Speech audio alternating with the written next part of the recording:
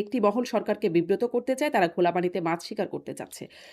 কোন মহলটি আসলে উনি নিজের মেয়েকে দিয়ে কিন্তু শিক্ষামন্ত্রী মহোদয় একটা উপমা দিতে চেয়েছিলেন যে জুলাই বিপ্লব, জুলাই আন্দোলন কি ছাত্র জনতার যে আন্দোলন ফ্যাসিবাদের বিরুদ্ধে, এই বিজয়কে তো অনেকে মেনে নিতে পারেনি আর কি।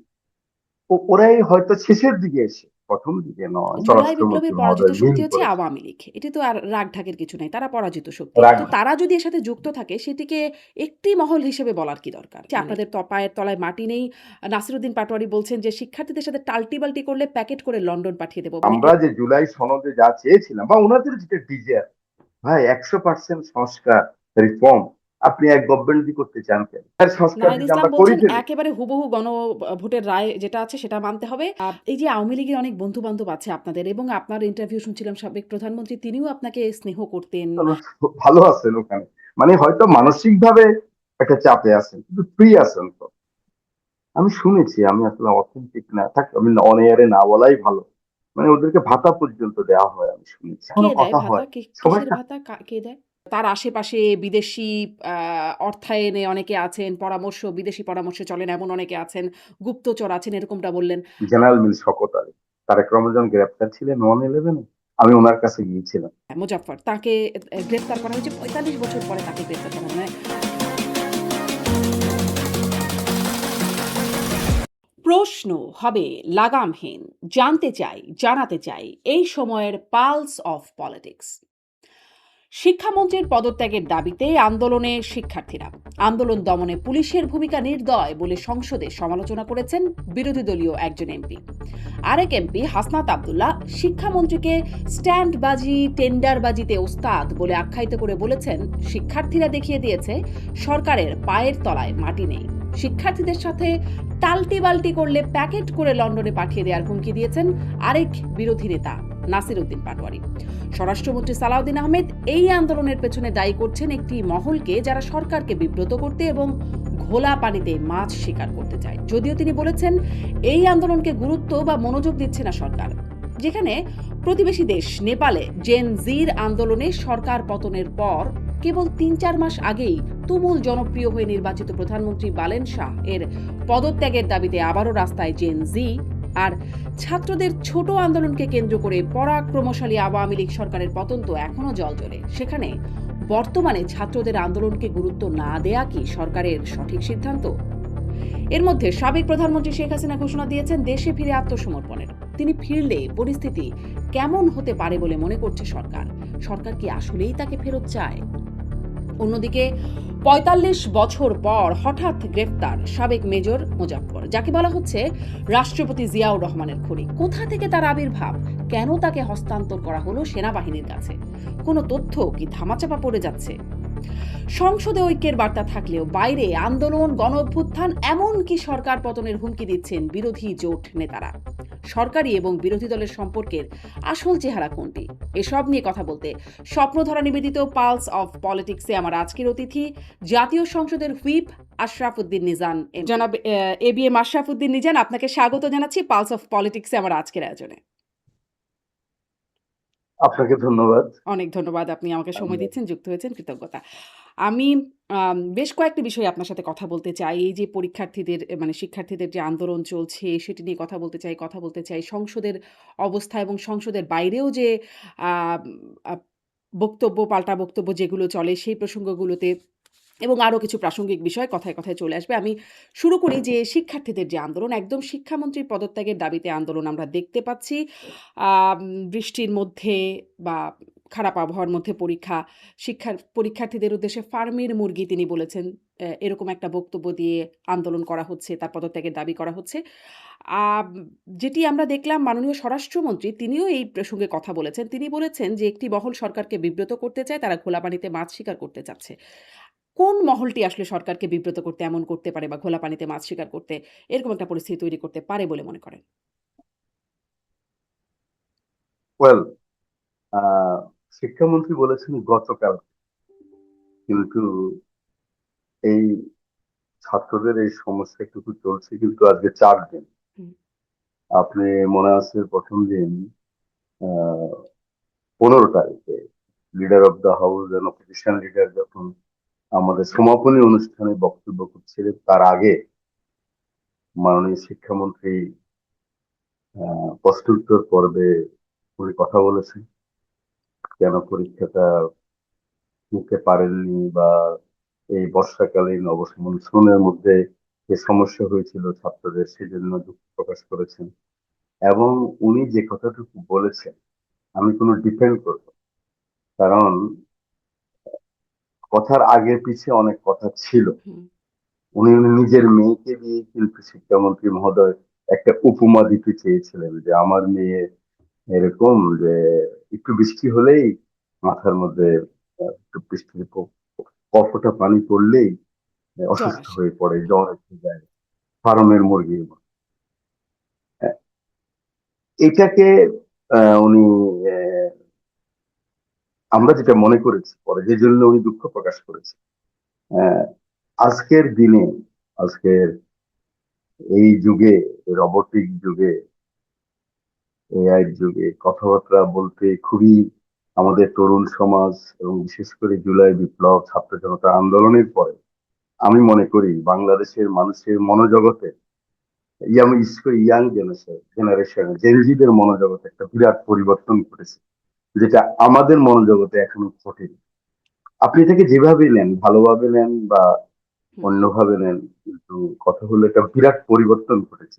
অতএব আমরা কথাবার্তা বলতে খুবই হুঁশিয়ার থাকতে হবে হুম, সেক্ষেত্রে।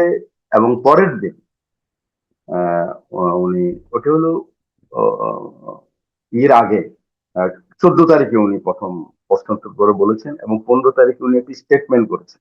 আপনি লক্ষ্য করবেন, আমি দাঁড়িয়ে মাননীয় স্পিকারের কাছে বলেছিলাম যে মানে শিক্ষামন্ত্রী 300 বিধিতে একটি বিবৃতি দিলেন, ফর্মাল বিবৃতি। সেখানে উনি দুঃখ প্রকাশ করেছেন এবং ছাত্রীদের পরীক্ষা আবার নেয়ার কথা বলেছেন। এবং যে দুটি প্রশ্ন নিয়ে সমস্যা হয়েছিল, ভুল প্রশ্ন হয়েছিল, ওনাদেরকে হুম, সাসপেন্ড করা হয়েছে, কর্মকর্তাদেরকে, ভবিষ্যতে যেন এই ধরনের ঘটনা না ঘটে। এটাকে কিন্তু আমরা এভাবেই নিয়েছি। হুম। হ্যাঁ, কিন্তু শেষের সংসদে দিকে দুঃখ দেখা গেল, প্রকাশ বা আপনি যে পদক্ষেপগুলো বলছেন, সেই পদক্ষেপগুলো আমরা দেখেছি। তারপরেও শিক্ষামন্ত্রী পদত্যাগের দাবিতে আন্দোলনটা চলছে। তারপরে আমরা স্বরাষ্ট্রমন্ত্রীকে বলতে শুনলাম, এই যে বহিরাগতরাও আছেন এই আন্দোলনে, এই আ এবং বিব্রত করতে চায় বা ঘোলা পানিতে মাছ শিকার করতে চায় একটি মহল। আপনারা কাদেরকে আসলে একটি মহল বলে মিন করছেন? আমরা মনে করি জুলাই বিপ্লবের বাইরে যারা ছিলেন, হুম, যারা এই জুলাই বিপ্লবকে মেনে নেন নাই, এই ধরনের একটা গ্রুপ তো আছে। আমি যদি কারো নাম নাও নিয়ে বলি, এটা বাংলাদেশের মানুষ এবং বাংলা ভাষাভাষী মানুষ যারা, ওনারা সবাই বুঝেন হুম। যে যে- যেমন একসময় মুক্তিযুদ্ধের 71কে যারা গ্রহণ করতে পারেনি, তারা কিন্তু 71-এর বাইরে কথা বলতে চায়। ঠিক এই জুলাই বিপ্লব, জুলাই আন্দোলন, কি ছাত্র জনতার যে আন্দোলন ফ্যাসিবাদের বিরুদ্ধে, এই বিজয়কে তো অনেকে মেনে নিতে পারেনি আর কি। ওরাই হয়তো শেষের দিকে এসে, প্রথম দিকে নয়, শেষের দিকে এসে সেখানে একটু আরেকটু ঘি ঢালার চেষ্টা করেছেন। সেটাই মনে হয় মাননীয় মানে জুলাই স্বরাষ্ট্রমন্ত্রী বিপ্লবের পরাজিত মহোদয় মিন শক্তি হচ্ছে করেছেন। আওয়ামী লীগ। এটি তো আর রাগঢাকের কিছু নাই। তারা পরাজিত শক্তি। রাগ ফলে আর তাদেরকে দিকে আঙ্গুল তোদারকে তো অনেক কিছু বলতেই কিছু আটকায় না এখন আর মুখে। মানে অনেক কিছুই বলে ফেলা যায়। তো তারা যদি এর সাথে যুক্ত থাকে সেটিকে একটি মহল হিসেবে বলার কি দরকার? মানে সরাসরি তো বলা যায় যে আওয়ামী লীগ বা তার আ মানে সমর্থক গোষ্ঠী যারা আছে তারা যুক্ত। নাকি আপনি অন্য কিছু মনে আপনি করছেন? দেখেন, না, আমরা আমার মনে হয় অ্যাকচুয়ালি স্বরাষ্ট্রমন্ত্রী মহোদয় এটা ভালো জবাব দিতে পারবেন, হুম, কারণ ওনার সাথে তো আর আমার কথা হয়নি। আমি একজন নাগরিক হিসাবে, যদি আমাকে সংসদ সদস্য বা হুইপ হিসাবে জিজ্ঞাসা করেন, সেটা আমি বলেছি। নাগরিক হিসাবে আমি যতটুকু বুঝেছি অতটুকু আপনাকে শেয়ার করেছি। জি। বাকিটা উনি বলতে জি। পারবেন আসলে কিন্তু উনি কি আপনি মিন। আরেকটু যদি আপনার মন্তব্য দেন যে ধরেন বিরোধীদের কাছ থেকে যেইটি আমরা শুনতে পাচ্ছি, বিরোধী দল তাদের জোটভুক্ত নেতাদের কাছ থেকে সংসদেও একজন সংসদ সদস্য জামায়াতে ইসলামের বিরোধী পক্ষের সংসদ সদস্য তিনি প্রশ্ন তুলেছেন যে কোমলমতি ছাত্রদের আন্দোলন দমনে পুলিশের নির্দয় লাঠিচার্জ। পরের অংশটুকু আসলে আর বলার হয় নাই। প্রশ্ন উত্তর মানে প্রসঙ্গে তিনি কথা বলেছেন।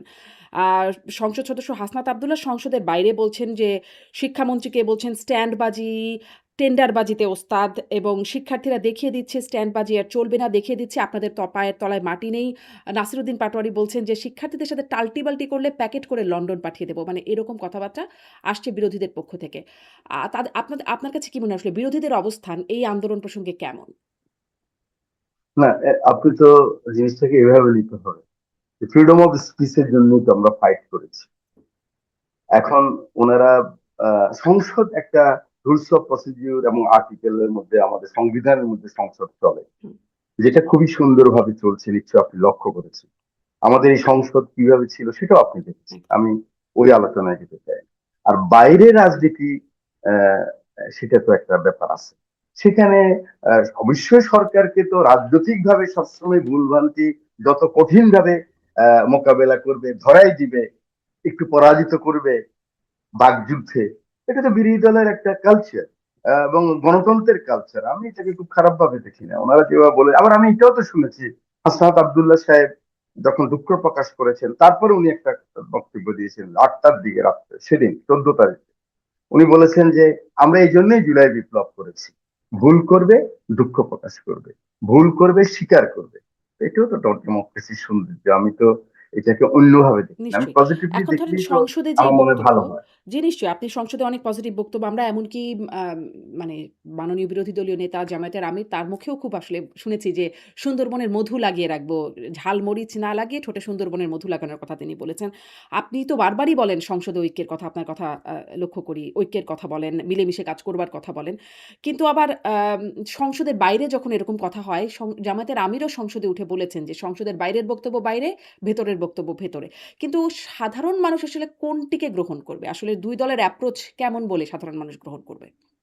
কোনটা আসলে রিয়াল ফেস? আপনি না, আপনি রিয়েল ফেস যদি বলেন, এটাকে এভাবে মানে ডিটারমাইন করা আমার মনে হয় ঠিক হবে না।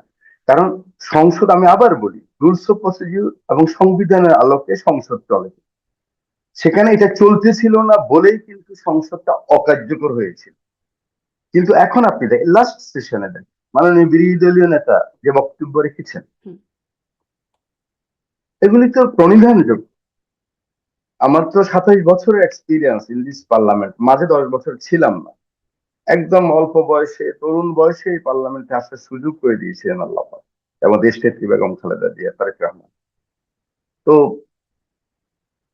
সংসদের তো কথা এখন যেভাবে হচ্ছে, এই সংসদে কিন্তু বাংলাদেশের মানুষ চেয়েছিল, চেয়েছিল বলেই এখন এক- যখন গাড়ির ভিতরে থাকে, আমার বিদেশি বন্ধুরাও যারা আছে, বিদেশি মানে বাংলাদেশি বাংলা ভাষাভাষী যারা বাইরে থাকেন, বলে যে আমরা দৌড়ে চলে আসি এই সংসদ দেখার জন্য। হুম, তো আর বাইরে তো বিরোধী দল অবশ্যই বলবে। আমি তো এরকমও চাই। আমার আমার personal opinion, as a whip হিসেবে, আমি হুইপিং করি on behalf of leader of the house. Hmm, আমার কাজটা কি? আমার কাজটাই তো ব্রিজ তৈরি করা, এই গণতন্ত্রকে সমুন্নত রাখা। কোনো কারণে কেউ ঢুকে যেন এটাকে কোন রকম উম, অন্য ধরনের কোনো সিচুয়েশন না হয়। তো সেখানে আমি তো এরকমও বলি যে আপনারা 4 বছর টেনে নিয়ে যান, তখন আপনি যতটুকু সামনে দেখতেছেন, ভিতরে কথা হচ্ছে না। ভিতরে বিরোধী নেতার সাথে কথা বলতেছি, বিরোধী দলের চিফ হুইপের সাথে কথা বলতেছি, মাননীয় বিরোধী সংসদ সদস্যের সাথে কথা বলছি। আমাদের কেউ বলছে, কারণ আমাদের তো মনোজগতে এরকম, হুম। আরেকজনকে আমরা দাবিয়ে দেব, বড় করে কথা বলবো, ছোট করে কথা বলবো, টিটকারি করব। এটা ছিল প্র্যাকটিস ছিল। কিন্তু সেখান থেকে তো আমরা 30-40% কিন্তু আমরা ফিরে এসেছি। কিন্তু আপনি লক্ষ্য করবেন হুম। আমাদের আগে কিন্তু সদস্যরা ধরেন যারা কিভাবে কথা কথা বলতেন। বলছেন, ধরেন আমি যাদের কথা বললাম, যারা সংসদে এরকম স্ট্যান্ডবাজি, টেন্ডারবাজি বা প্যাকেট করে পাঠানোর কথা বলছেন বা আ গরম দেখানোর কথা বলছেন, এরকম আরো অনেক কথা আছে যেগুলো বাইরে সংসদের বাইরে খুব উত্তেজক কথাবার্তা। তারা তো আসলে এই ৩০ বছর আগের মানুষ না। তারা জন্মই হয়েছেন ৩০ বছর পরে। মানে সংসদের ও আ আপনি যেই সময়ের কথা বলছেন, তারপরে নতুন প্রজন্মের মানুষ। তারা তাদের মুখে এরকম কথা আ মানে কেন মনে হয়? বা যদি আমি বলি জামায়াতের মাননীয় আমির, তিনিও তো এর আগে সংসদ সদস্য হন নাই, নতুন তিনিও। ফলে সেই কালচার তো তার দুই হ্যাঁ, 260 জন নতুন সদস্য এই হুম, পার্লামেন্ট, 260। আপনি চিন্তা করেন, লিডার অফ দ্য হাউস নতুন, অপোজিশন লিডার নতুন, আমাদের অপোজিশনের চিফ হুইপ নতুন, সবাই তো নতুন। হুম, আমি যেটা বলতে চাই, আপনি যেটা লক্ষ্য করে বলতেছেন যে এরা তো এটা দেখে নাই, ওরা দেখেছে। কিন্তু আপনি কোথায়? ক্যালিফোর্নিয়াতে। আমি এখানে কথা বলতেছি, আমি চিন্তা করতে পারছি এভাবে আমরা কথা বলবো। তো ওরা কিন্তু এই জিনিসগুলি নিজেরা প্র্যাকটিস করে নাই, এই জেনারেশন দেখেছি তো। হুম, আমরা টক শোতে মারামারি করতাম 2013-এর পরে। আমার এত বন্ধুরা মিডিয়ার কর্মকর্তা কতবার ডেকেছে আমাকে, সব ঢাকা বিশ্ববিদ্যালয়ের ছাত্র, জার্নালিজমের ছাত্র, এখন যারা হাই লেভেলে আছে। আমি যাইনি এ কারণে, মানে যেভাবে কথা বলে, বাসায় আসলে স্ত্রীর কাছে, ছেলে মেয়ের কাছে লজ্জা পেতে হয়। হুম, আমি সেজন্য যাইনি। তো সেগুলি তো অনেক চেঞ্জ হয়েছে না এখন। তো এখন আপনি যাদের নাম বললেন, এই তরুণ প্রজন্মের নেতা যারা, ওনারা তো যেগুলি বলছেন, এটা কোনো, আমি মনে করি কঠিন কথা না কিন্তু। হুম, এবং গণতন্ত্রের আমি যে সরকারি দল, আমি এগুলি গ্রহণ করতে হবে। উনি যদি বলে থাকে প্যাকেট করে পাঠিয়ে দিবে, হুম, প্যাকেট করতে তো আসে নাই। হ্যাঁ, বলেছেন। এবং আবার তার সাথে কথা হচ্ছে, ভাই এভাবে বললো না ভাই, তুমি এত আঘাত দিয়ে কথা বলো কেন? হ্যাঁ, হুম, কারণ তোমরা তারা 40 বছর রাজনীতি করবে। আমি যখন বসি তাদের সাথে কথা বলি, তাদের কিন্তু আরো 40 বছর রাজনীতি করার সুযোগ আছে কিন্তু। হুম, তো উম, এখন হয়তো যতটুকু যে ক্ষোভ হয়, এটা একটা বলে ফেলে, স্ট্যান্ড বাজি না, এটা বলে ফেলে ওরা। এই তরুণ প্রজন্ম এভাবেই কথা বলে, হাসিনার বিরুদ্ধে এভাবেই কথা বলেছে হুম, তারা। তো এখন আমাদের বিরুদ্ধে বললে আমাদের একটু গায়ে লাগবে, গায়ে লাগে। আমরা মনে করি আমাদের লিডার অফ দা হাউস অসম্ভব প্যাশন, যেটা আমি গত পার্লামেন্টে বলছি, যে গণতন্ত্রের সৌন্দর্য হলো প্যাশন্স। এটা বাজার থেকে কিনা যাবে না, ধৈর্য ধরতে হবে। আর আমি এও বলি যে আপনারা সব যোগ করেন না আমাদের ভুল ভ্রান্তি যা করি। আর এই দেশে একটা জিনিস লক্ষ্য করবেন, আপনার অনেক অভিজ্ঞতা হয়ে গেছে এগুলি করে করে, শারমিন। আমাদের দেশে কিন্তু ব্রিটিশ বিরোধী, তার আগের আন্দোলন, গুপ্ত মধ্য যারা যখন এসেছে আমাদেরকে অত্যাচার করেছে, দখল করেছে, সম্পদ নিয়ে গেছে, আমরা কিন্তু অ্যান্টি স্টাবলিশমেন্ট। হুম, আমাকে যে ভোট দিয়েছে 2 বছর পরে সেও কিন্তু, মানে আমার কোন কর্মী একটু যদি ভালো চলে, বলো যে আরে ভোট দিলাম আমি, ও চলে এত, ওদিকে ইলিশ মাছ কিনে কিভাবে। হুম, আমি কথা বলতেছি আপনাদের, প্রান্তিক কথা। ও খেপে যায় তখন। আমাদের মানুষগুলি আমরা কিন্তু অ্যান্টি স্টাবলিশ। আমি তখন আমার বন্ধুদেরকে বলি, বিরোধী দলকে বলি, ভাই তোমরা আমাদের ভুলভ্রান্তি সব যোগ করো, এই সংসদটাকে টেনে নাও, কার্যকর করো, 4 বছর পরের থেকে বলা আরম্ভ করো। বিরোধী দল নেতাকে তো আমি খুব সম্মান করি, উনি খুব ভালো মানুষ, খুব সুন্দর কথা বলেন। এবং উনি অনেক ধৈর্যশীল মানুষ। তো ওনাকেও বলি, আমি লাস্ট দিনে বলছি, আমি বলছি, স্যার মাঝে মধ্যে তো এরকম হবে, কিন্তু আপনারা টেনে নিয়ে যেতে হবে হুম, এই পার্লামেন্টটাকে। হ্যাঁ। জি, এবং উনি সেটাই বারবার জি। বলে যে সেই বিরোধিতার জন্য পার্লামেন্টটাকে বিরোধিতা না। টেনে এবং নিয়ে যেতে হবে 4 আবার। বছরের মাথায়, হুম, একটু বলি, শেষ নিশ্চয়ই। করে দেই। 4 বছরের মাথায় আমাদের ভুল ভ্রান্তি সব নিয়ে যখন মাঠে যাবে, একটা কেয়ারটেকারের আন্ডারে আবার ভোট হবে, তখন যদি মানুষের পারসেপশনটা আর ওনাদের বক্তব্য সঠিক হয়ে যায়, মানুষ কিন্তু ওনাদেরকে ভোট দিয়ে দেবে। এই মানসিকতায় আমাদের এগোতে হবে। এই পার্লামেন্টকে, এদেশের মানুষকে আমরা ওই দিকে নিয়ে যেতে হবে। এটা তো দারুণ এটাই ব্যাপার। মনে করি আমি একটু কিছু এই গণতান্ত্রিক প্রসঙ্গেও মানুষের দায়িত্ব। জি, এটা তো দারুণ ব্যাপার। কিন্তু এই প্রসঙ্গে আবার আন্দোলনের কথাও বলা হচ্ছে, হুঁশিয়ারি হচ্ছে, গণ অভ্যুত্থান আবার একটা হবে, সরকার পতনের কথা, আপনারাও স্বৈরাচার হয়ে উঠছেন, জালিম হয়ে উঠছেন, এরকম অভিযোগ আছে। ওই আন্দোলনের প্রসঙ্গটা একটু পরে আসি। কিন্তু এই শিক্ষার্থীদের আন্দোলনের বিষয়ে যেটি স্বরাষ্ট্রমন্ত্রী বললেন যে, এই আন্দোলনে বহিরাগতরা ঢুকে গেছে। অনেক বহিরাগতরা আসলেও দেখা যাচ্ছে, গণমাধ্যমে তাদের চেহারা দেখা যাচ্ছে। এবং তিনি বলছেন যে, এই আন্দোলনকে খুব একটা গুরুত্ব দিচ্ছেন না, মনোযোগ দিচ্ছেন না। মানে এইটা আসলে কেমন? কারণ এরকমই একটা মানে একটা কোটা ইস্যু থেকে শুরু করে পুরো সেই প্রভাবশালী, প্রতাপশালী আওয়ামী লীগ সরকারের পতন হয়ে গেল। আপনারাই সেখানে সেই পতনের পেছনে বা আপনারা সাক্ষী। তারপরে দেখেন নেপালের ঘটনা, সেখানেও এরকম জেনজিদের আন্দোলন, সরকার পতন। এখন যিনি আছেন তার বিরুদ্ধেও আবার এরকম আন্দোলন শুরু হয়ে গেছে। জেনজিরাই আন্দোলন করছে তার বিরুদ্ধেও। মানে এরকম দেখে কিভাবে আসলে গুরুত্ব না দিয়ে বা মনোযোগ না দিয়ে থাকতে পারেন? আহ, আমি একটু পয়েন্ট অফ অর্ডারে বলতেছি আপনাকে। আহ, যে না, কথাটা এভাবে না। আপনি বুঝতে হবে, বাংলাদেশের মন্ত্রীরা সরি বলবে, এটা কি কোন রকম আপনি দেখছেন, চিন্তা করতে পারেন? না। এখানে তো অলরেডি একবার মন্ত্রী বলেছে, এরপরে 300 বিধিতে বলেছে। এখন আমি আবার বলতেছি, মাননীয় স্বরাষ্ট্রমন্ত্রী ওনার পারসেপশন থেকে যেটা বলেছে, উনি হয়তো অন্য ধরনের বুঝাতে চাচ্ছেন। শেষের দিকে যারা এসে এইটাকে মানে গোলা পানিতে একটু সুযোগ দিতে চেষ্টা করেছিল, এবং সেটা তো বিরোধী দল বুঝে গেছে এবং বাংলাদেশের মানুষ এখন বুঝে গেছে যে না, কিন্তু আমরা ক্ষমা চাইতে হবে। আমি যেটা বুঝি, ক্রাউড, আবার বলি ক্রাউড, কোট আনকোট, তার কাছে কোনো লজিক নেই, হুম, তার কাছে কোনো আইন নেই, তার কাছে হলো ইমোশন।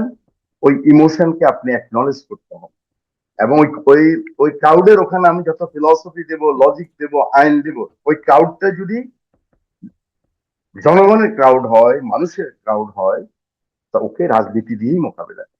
কিন্তু ধরেন এই যে সেখানে দাবি করলেই অন্য মেনে কোনো নেওয়া, শক্তি দিয়ে। দাবি করলে ক্রাউডের ইমোশন বুঝে আপনারা মেনে নেবেন বা আন্দোলন শক্ত হলে সেটিতে মেনে নেওয়া বা অবস্থানে দুঃখ প্রকাশ করা, তাহলে তো এটা কি একরকমভাবে আন্দোলনকেও উৎসাহিত করবে না? নিশ্চয়ই দুঃখ প্রকাশ করা একটা ভালো সংস্কৃতি। তার সাথে, সাথে এটাও জানতে চাই যে আন্দোলনকেও উৎসাহিত করবে কিনা? ধরেন এই কয়দিনের আন্দোলনে মানুষ ত্যক্ত বিরক্ত একদম। সাধারণ মানুষ হাসপাতালে যেতে পারছে না, তাদের কর্মক্ষেত্রে যাবার ক্ষেত্রে এমনিই জলাবদ্ধতা ইত্যাদি সমস্যা আছে। তার উপরে এটি একদম খুবই মানে বাজে অবস্থা বলে জানতে পারছি। ফলে এটি একরকম আন্দোলনকে উস্কে দেবে না যে সরকারকে একটু দাবি করলে, ক্রাউড করতে পারলেই তো সরকার মানবে। হ্যাঁ, আপনি দেখেন, মানে সেলফ কন্ট্রাডিক্টরি হয়ে যাচ্ছে। স্বরাষ্ট্রমন্ত্রী মহোদয় একটু করে যখন বলছে তখন আবার এটাকে ধরছেন হুম, বা আরেকজনে ধরবে। আবার যখন আমি বলবো যে যে ক্রাউডকে অ্যাকনলেজ করতে হবে, হ্যাঁ আমি অ্যাড্রেস করতে হবে, আমি বলছি যে সব দাবি মেনে নিতে হবে এটা না, অ্যাড্রেস করতে হবে, ওটাকে হালকা ভাবে দেখা যাবে ক্রাউড। আমি ওটা বোঝাবার চেষ্টা করছি। ওটাকে অ্যাকনলেজ করতে হবে, করে সমাধানের চেষ্টা। আর সবসময় সমাধান কিন্তু দুই ভাবে হয়, উপরে নিচে দুই ভাবে হয়। এবং মোটিভেশনটা হলো মেইন। সেখানে তো অন্যরা চাইবে, অপশক্তি সবসময় থাকে। আমি ওটাকে এনে এই কারণে পারি নাই, এই কারণে পারি নাই, এটা বললে হবে না। ওগুলো লেম এক্সকিউজ হোক আর জেনুইন এক্সকিউজ হোক, হুম। ওটাকে আমি মাথায় নিলে হবে না। আমি যখন একটা মুভমেন্ট হবে, যতটুকু ন্যায়সঙ্গত অতটুকুকে আমি মেনে নিই, আমি মনে করি এটা। এর বাইরে অন্যায় কিছু তো মানা যাবে না, যেটা দেশের ক্ষতি হবে, রাষ্ট্রের। আমার ব্যক্তির ক্ষতি হলে অসুবিধা নেই, কিন্তু যদি আমি বুঝি রাষ্ট্রের ক্ষতি হবে, এখন আসলে কি ছাত্রদের করবেন? পরীক্ষা আন্দোলনটা তো থামলো না। মানে আন্দোলনটা তো যে থেমে গেল তা তো না। এখনো মানুষের ভোগান্তি হচ্ছে আন্দোলনকারীদের জন্য। শিক্ষার্থীরাও ভোগান্তিতে আছে মানে আন্দোলন করছে বিধায়। ফলে মানে সমাধান কি? এখন আপনার গতকালকে থেকে তো আন্দোলন তো পর্যায়ে নেই। হুম। আমি কি দেশের বিভিন্ন এখনো জায়গায় লক্ষ্য দেখলাম করছেন? শিক্ষার্থীরা জড়ো হচ্ছে, তারা আন্দোলন করছে। ঝড় হচ্ছে, ওটা 13 তারিখের পরীক্ষা আবার বন্ধ করতে চাচ্ছে। মানে 13 তারিখ যেটা হচ্ছে হুম, বলে ওইটাও বন্ধ করে দাও, আবার আবার পরীক্ষা নেই। আপনি বুঝতে হবে একটা অস্থিরতা তো আছে। হ্যাঁ, মানে ইয়াংদের মধ্যে। আর শোনেন একটা জিনিস, খুব হালকা হয়ে যাবে তবুও বলি, আমরা যখন স্কুলে পড়তাম বৃষ্টি হলে রেনেট, ভালো ছাত্র যে আমার রুল নম্বর, তখন তো রুল নম্বর হুম, 1 ওটা। আমার বোনের 1 ছিল, আমার 2 ছিল, আমরা একই ক্লাসে পড়তাম বা একটু নিচে। রেনি ডে হলে ছুটি হবে, আমিও চাই ছুটি হবে, ভালো ছাত্র যে। মানে ঘন্টা বাজায় দিল একজন দুষ্টামি করে, এপ্রিল ফুলের দিন, হুম, 1 এপ্রিল, এপ্রিল ফুল ছিল।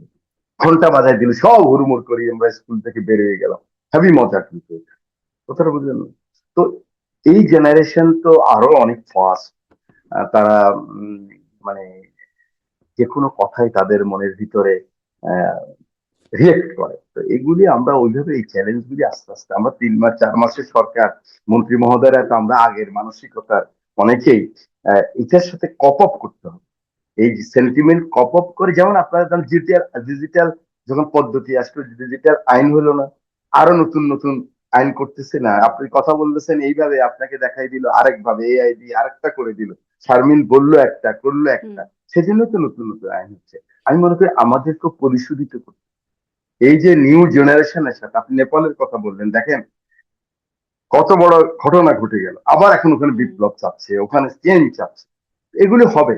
এগুলির জন্য আমরা ওই ডিজিটাল যেরকম আইন হচ্ছে, আমরা এরকম নিজেদেরকে তৈরি করে নিতে হবে, যে পরিবেশ পরিস্থিতিতে, কথা বার্তায়, চলনে বলনে, সততায় নিষ্ঠায় আমরা নিজেদেরকেই তৈরি করে নিতে হবে। এই জেনারেশন, এই রাষ্ট্রের যে মালিক যারা, তাদের সাথে করতে জি। এবার একটু আসি বিরোধী দলের সেই যে আন্দোলনের হুমকি, হুঁশিয়ারি দিচ্ছেন, সরকার পতনের কথাও বলছেন, ওই যে প্যাকেট করার কথা তো আছেই সাথে, এরকম ধরনের কথা বলছেন। মাননীয় আমির সাহেব তিনিও বলছেন যে স্বৈরাচার হয়ে ওঠা বা জালিম হয়ে ওঠার যে বার্তাটা দিচ্ছেন। আপনাদের বিরুদ্ধে যে মূল অভিযোগ মানে বিএনপি বা সরকারের বিরুদ্ধে যে মূল অভিযোগ সেটি হচ্ছে আ গণভোটের রায় না মানা। সংবিধান সংস্কার পরিষদ সেই গণভোটের রায় অনুযায়ী হবার কথা আপনারা করলেন না। মানে মাননীয় স্বরাষ্ট্রমন্ত্রী সংসদে বললেন যে তখন আসলে নির্বাচনের স্বার্থে নির্বাচনটা যেন হওয়া যায় সেজন্য অনেক কিছুই মেনে নিতে হয়েছে বা করতে হয়েছে। এখন আসলে নির্বাচন হয়ে গেছে, আপনারা মানে 2/3 এরও বেশি মেজরিটিতে সরকারে চলে এসেছেন। এখন মানছি না বা এরকম একটা অবস্থানে যাওয়া, সংস্কার পরিষদ না করা, এটিকে যদি বলি আপনারা পল্টি নিচ্ছেন, ভুল বলা হবে? আপনি বলতে পারেন, আপনার তো বলার রাইট আছে, কিন্তু আমি কি বলি শুনুন। কতদিন কথা হচ্ছিল জুলাই জাদুঘর আমরা চাই না। এই জুলাই জাদুঘর, ওটা যে ঢাকায় আসে না, আপনার দাওয়াত রইল। ওয়ান্ডার, আপনার কিচ্ছু লাগবে না। এই যে বিদেশে কিছু কিছু হিউম্যান রাইটস এটাই বলে না, অমুককে আটক রাখছেন কেন, অমুককে ওদের সাথে কথা বলতে দেন, জেলখানা এই করেন। দেখি, আমি কিন্তু সংসদে কাজ করি, আমি তো এগুলি দেখি। হ্যাঁ, শুধু জুলাই জাদুঘর যদি তারা দেখে তখন বুঝবে। সবাই বলতেছিল যে জুলাই ফাউন্ডেশনকে বিএনপি অ্যাকনলেজ করেন, জুলাই জাদুঘর ওপেন করেন। মাননীয় প্রধানমন্ত্রী, আপনি যেখানে লক্ষ্য করবেন, উনি কিন্তু খুব ধীর শান্ত লয়ে চলছে। ওনার দৃষ্টি হলো ওনার পিতার মত। ওনার পিতা যেরকম তীক্ষ্ণ ছিলেন, ঠিক ওরকম দৃষ্টি রাখেন। আমি, জানেন, আমি সমালোচনা করি, আমার অভ্যাস আছে সমালোচনা করা, কিন্তু যেটা আমি লক্ষ্য করেছি, ওনার দৃষ্টিকে ভীষণ আছে ওনার। মানে 6 মাস পরে, 1 বছর পরে, অনেকে উনি বলে না, উনি বলছে যে আই হ্যাভ এ প্ল্যান, অনেক কথা বলে। কিন্তু আমি তো ওনার সাথে দীর্ঘদিন কাজ করেছি। উনি যখন বিদেশে ছিলেন তখনও আন্ডারগ্রাউন্ড কাজ করেছি। অ্যাকচুয়ালি উনি অনেক আগে থেকে সাজাচ্ছেন। আপনি লক্ষ্য করেন না, এই যে উনি 27 দফা সংস্কার প্রস্তাব দিল 22 সালে, তখন তো আমরা সংস্কার করবো মানে রাষ্ট্র, জনগণের দায়িত্ব পেলে রাষ্ট্র পরিচালনা করার, তখন এটা করবো। এটা চিন্তা করা যায়? ঘরে থাকতে পারি না, বাড়িতে থাকতে পারি না, 2 মাস নিজের স্ত্রী ছেলে মেয়ের সাথে দেখা হয় না, ঠিক তারেক রহমান বলছিলেন যে হবে। আপনি বিশ্বাস করুন, লন্ডনে আমার সাথে দেখা হলো 23 সালের পরে, 28শে অক্টোবর যেটা হলো, এরপরে। তো আমাকে উনি প্রশ্ন করলেন, এরকম বসে রয়েছে, কফি খাচ্ছি, তুমি তো কোনো অফিস টফিস ছিল না, মানে রেস্টুরেন্টে কফি শপে বসে, উনি কোনো নিজে কোনো অফিসও নেন। তো আমাকে প্রশ্ন করলেন হঠাৎ করে, আচ্ছা বলেন তো, আমাকে উনি এমপি সাহেব বলতেন তখন, আমি তো এমপি না তখন, হুম, তারপরও বলতেন এমপি সাহেব। এমপি সাহেব, বলেন তো, আওয়ামী লীগের যদি কখনো পতন হয়, এই যে গোপন কথা বলে দিলাম আপনার কাছে, যদি পতন হয়, হুম, তাহলে আওয়ামী লীগের হাল ধরবে কি? বিশ্বাস করেন, আমি হুম, বুঝতেছিলাম না একদম। মানে উনি আমার থেকে 1.5-2 ফিট দূরে। আমি বলি, কি বলে? মানে আমি ওই নাটকের ফ্রিজ শট হয়ে যায় না, হুম, এরকম, ঠিক এরকম হয়ে গেছে। 10 সেকেন্ড। উনি বলতেছে, এমপি সাহেব বুঝেন নাই? আমি বলছি, হ্যাঁ বুঝছি। তখন আমি নাম বলা শুরু করলাম যে আহ, তোফাইল ভাই অসুস্থ, আমু ভাই এই, তারপরে আহ, কাদের ভাই তো একটু বেশি আনপপুলার, নানক ভাই এরকম। আহ, তবে সাবের হোসেন চৌধুরী হলে মনে হয় মোটামুটি চলবে। হুম। কিন্তু আমার মনে খুব প্রশ্ন, কি বলে উনি? আমরা 50 মিনিট থাকতে পারলাম না 10-12 লাখ লোক নিয়ে, উনি আমার কি কথা বলে আওয়ামী লীগের পতন হলে? এক্সাম্পলটা এই জন্য দিলাম, ওনার বিশ্বাস ছিল আওয়ামী লীগের পতন হবে, সেই জন্য উনি 27 দফা সংস্কার প্রস্তাব দিচ্ছে। এটাকে আবার সবার সাথে এই জমাতও ছিল, বিরোধী দল ছিল, ওনারা অনুরোধে 31 দফা সংস্কার প্রস্তাব হলো। কথাটা এই কারণে বললাম যে উনি খুব ধীর শান্ত লয়ে উনি উনি চলছেন। হয়তো ওনার কিন্তু মেকআপ হয়ে গেছে, যেটা দরকার এই জেনারেশনের সাথে, এই দেশের সাথে, এটা উনি কিন্তু নিজের রপ্ত হয়ে গেছে। আমরা এখন ওনাকে ফলো করতে হবে। উনি যেটা, উনি কি বলে, কি চায়, আমরা যারা আছি এমপি মন্ত্রী, আমাদের অসংখ্য নেতা কর্মী, আমরা ওটা ফলো করতে পারলে আপনি দেখবেন যে 1 বছরের মধ্যে আমরা, মানুষের যে আকাঙ্ক্ষা, আকাঙ্ক্ষা তো পূরণ হবে না ভাই 50 বছরের কিন্তু এই আমি যেই প্রশ্নটা করছিলাম, মনোজগতে। আপনি খুব দারুণ কিছু কথা বললেন। এগুলো নিয়েও আমার আরো কিছু জানবার ইচ্ছা তৈরি হলো। কিন্তু ওই যেই প্রশ্নটা করছিলাম সেটা একটু শেষ করি। যে বিরোধী দল তো বলছে গণভোটের রায় বাস্তবায়ন। সেই গণভোটের রায় বাস্তবায়নের ক্ষেত্রে কিছু, কিছু সুনির্দিষ্ট জায়গায় যে সংবিধান সংস্কার পরিষদ গঠন, আপনারা সংবিধান সংশোধনী কমিটি করেছেন, তারা সেটি বয়কট করে গেল। আ এই মানে এই জায়গাটা মেটাবেন কি করে? আপনি হুইপ হিসেবে আপনি ব্রিজ তৈরির কাজের কথা বলছেন, মেটাবেন কি করে? তারা তো রাস্তায় আন্দোলনের কথা বলছে। না, ঠিক আছে, ওনারা ওনারা যা চাচ্ছে, আমরা দেখেন, আমরা জুলাই ডিক্লারেশনে সবাই সাইন করছে না, হুম, এই দক্ষিণ প্লাজাতে হুম, আমরা সাইন করেছি। জুলাই সনদে নোট অফ ডিসেন্ট ওনারাও দিচ্ছে, ওনারা 12টার মতো দিচ্ছে নোট অফ ডিসেন্ট, এনসিপি জমাত টমাত সবাই মিলে আমরা নোট অফ ডিসেন্ট দিচ্ছি, তারপরে জুলাই সনদ সাইন হয়েছে। আমরা সেটাই একদম আমরা ওটা ওটা ফলো করেই চলি। আর যে কথা বলতেছিলাম, এই যে ওই ওই জন্য প্রসঙ্গটা টানছিলাম। এখন দেখেন জুলাই জাদুঘর কিন্তু 5ই আগস্ট হুম, মাননীয় প্রধানমন্ত্রী উদ্বোধন করেন।